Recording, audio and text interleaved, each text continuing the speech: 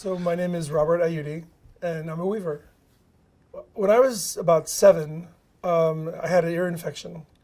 I had to have cotton balls in my ear, and I remember something made me take the cotton ball and start to twist it.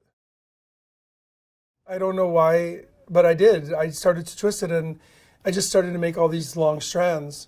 The way weaving and spinning evolved is kind of how I evolved. Like, I remember taking a pencil and starting to make a longer thread and wrapping it on the pencil. So that kind of indicated kind of what they did at the beginning, like 5,000 years ago, with sheep's wool or with flax or something. And then I remember, oh, I get the wheel spins it. And I kept thinking, is spinning, does that make yarn?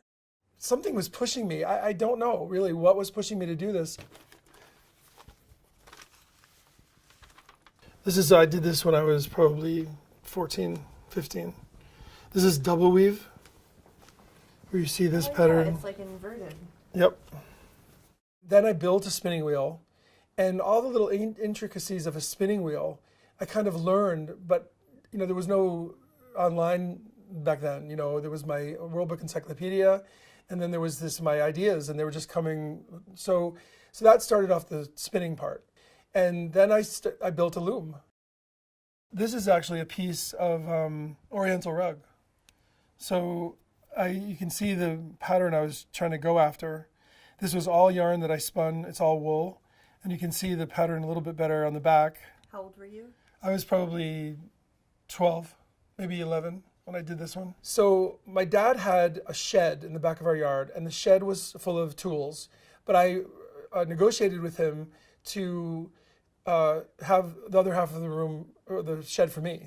And so my grandmother, my dad's mother, my grandmother Alice, who was a lovely woman. Sorry. She came into the shed and she almost fell over. She's like, "What are you doing?" And I said, "Well, look at Nani, look, I'm weaving, I'm..." Sorry. And she said, "My father did that." And she said, "He was a silk weaver." I'm like, "What?" And then I went to her house, I was always going to her house, and I went to her house, and she had actual blankets that he had woven, and he had come to the United States probably in the early 1910s, like 1905, I think they came.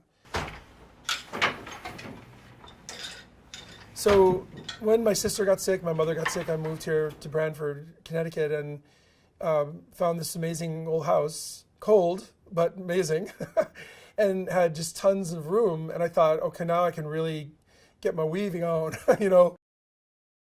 I love this history that's evolved, from I was 7, 8 years old with those cotton balls to hearing about my great-grandfather. And there's something very soothing about it. There's something very connects me to my past, but also really creative.